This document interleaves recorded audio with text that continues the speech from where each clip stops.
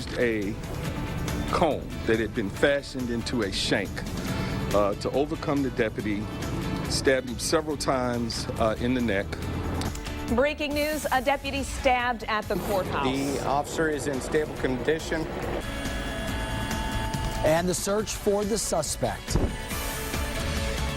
It's kind of scary that a guy could just do this to an officer, you know, and now he's gone. Right now, we have lots of new information as police work to get this guy off the street. And here's another look at the suspect. Authorities say he is Abraham Pearson, and he's using an alias of Derek White. He's considered very dangerous. If you see him, call police. But we've been following this breaking story all morning long. Yeah, investigators say Pearson stabbed a Wayne County Sheriff's deputy, took his uniform, and then escaped. 7 Action News reporter Nima Shafee is live downtown to begin our coverage. And Nima, you've been tracking the latest developments. Fill us in on where we are now with this search. Consider this a scary situation, Glenda. When you talk about just how scary this was for the people that were outside the Frank Murphy Hall of Justice down here.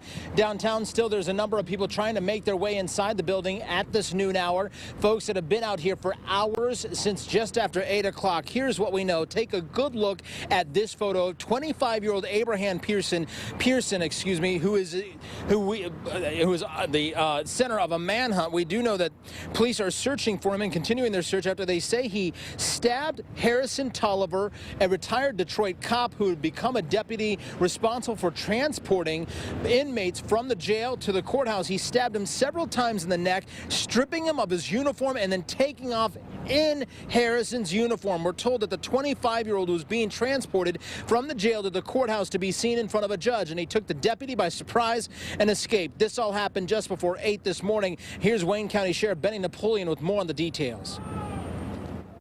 The deputy was transporting 3 prisoners into the holding cell. The deputy was alone. And he had placed 2 of the prisoners in. He unhandcuffed the 3rd prisoner, the one who escaped, and was putting him into the cell block. That's when he was overcome. I'm told he was in court for a robbery, possibly a carjacking. He has a warrant. He has an extensive criminal history as well. Some home invasion. And again, take a good look at this photo of 25-year-old Abraham Pearson, who, as you heard Glenda say at the top of the newscast, or if you're just now tuning in, this is the man that police are looking for at this hour. Multiple agencies hot on the trail of this man, 25-year-old Abraham Pearson, who also goes by the name Derek White, D.C., Wheezy. He's 5'6", 155 pounds, brown eyes, dreadlock hair. You know, he took another person by surprise, Patricia Banford. Patricia, you are getting inside your car in a parking lot nearby the Frank Murphy Hall of Justice, and here comes this guy. What happened? Well, I was inside the vehicle, and I was reaching to get some papers because I was going over to the Wayne County tax place. And the guy, he just appeared there, and he said, "Get out." He said, "Get out, or I'll kill you." And I got out. And then I still had the keys in the hand. He said, "Ma'am, I don't want to have to kill you. Give me your keys." So he took it. And I got out. I just got out his way, and he took off. What was going through your mind in that, like in that instant? Did you think it was a joke? Did you see it in his eyes? What's going through your mind? Because you had just reached in to get papers. Yeah, he was serious. I mean, it just startled me. It took me by surprise. Normally, I'm pretty alert looking around because I know how things are. But he just appeared out of nowhere, and he was serious. And he asked me twice, and he said, "I don't want to hurt you. I will kill you."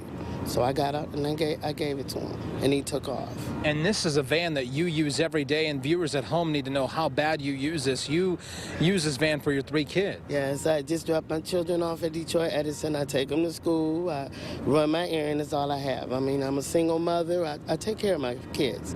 And I was coming down here to the Wayne County tax to take care of some business, see if...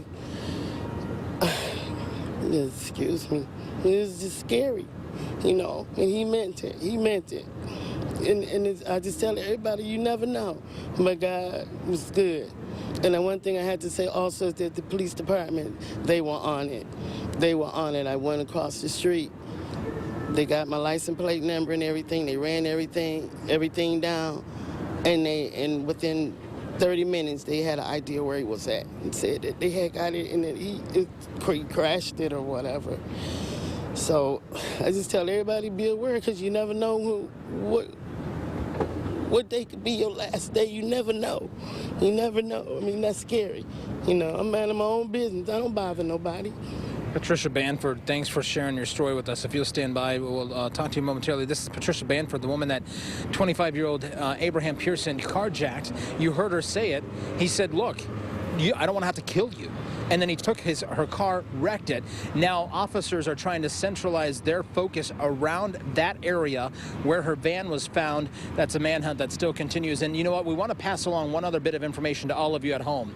He has a distinguishing mark on his left forearm. It is a tattoo that says Hot Boys, and boys is spelled with a Z. So if you see that or you see him, do not approach him. Call police immediately. We're live outside the Frank Murphy Hall of Justice. Nima Shafee, 7 Action News. And Nima, the possibility of many people seeing this. We had Bob Bashira's preliminary hearing going on in the same vicinity.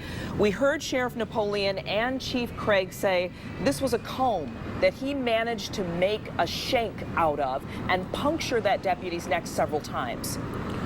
Yeah, you know, that's exactly right, Glenda. And so when we asked Sheriff Napoleon why he didn't have a gun, he said, you know what, we don't want to allow inmates to have close access to that. So, case in point, these inmate transporters, as I will call them, or the sheriffs responsible for transporting the inmates to and from the courthouse to the jail and back and forth, don't have guns on them. Because otherwise, imagine the risk that it would have posed in this instance had he overcome that sheriff and taken his gun. And especially with 3 prisoners to 1 deputy, but that is procedure, as we also heard Sheriff Napoleon say. Exactly. All right, Nima, thanks so much for the live report. We're going to go now to Malcolm Maddox, who's live at the command center. And Malcolm, what can you tell us from there? Well, Glenda, good afternoon. The command center that has been set up here was set up here because it's in very close proximity to where that minivan was found. After the minivan was taken, strong arm taken from this woman right around the courthouse, it was brought to an area that is just behind the position that we have right now. We're on Helen and East Jefferson.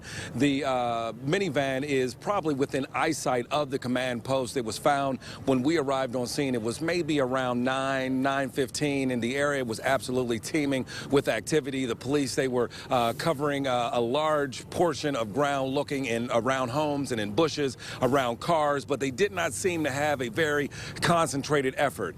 As we were reporting, they all of a sudden sped off. They went in different directions, and it was thought at the time that they may have apprehended their suspect. They did not, and at the time that they arrived back on the scene, the search effort was much more concentrated. That's when the command post was set up, and it appears at this point that they have the assistance of multiple agencies in order to try to bring this person to justice. I understand that he has family or friends in Romulus, but at this point, a large percentage of the search operation is taking place right in this area because they believe that he dropped the van off here and is now on foot. They don't have any evidence that would suggest that he may have taken another vehicle. I'm sure they are pursuing those leads just in case that is part of the investigation. But at this point, they are under the belief that he is in this general vicinity, and they have had police dogs roaming the area, as well as multiple officers, dozens of officers who are hoping to bring this person to justice. But for right now, that is the very latest. From East Jefferson, Malcolm Maddox, 7 Action News.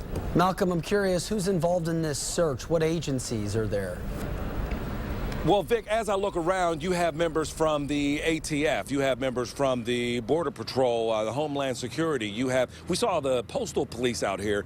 School police are, of course, on hand to make sure that there's nothing that they need to know about as it relates to making sure that the students stay safe. You have individuals who I'm under the impression are with the FBI, but this is a multi-agency effort to try to bring this person to justice. And, of course, we'll continue to follow this story and bring you details as they become available. Malcolm Maddox, 7 Action News. All right, Malcolm, we appreciate the update there. Thank you so much. Of course, 7 Action News and WXYZ.com will be on top of this story throughout this newscast and the rest of the day.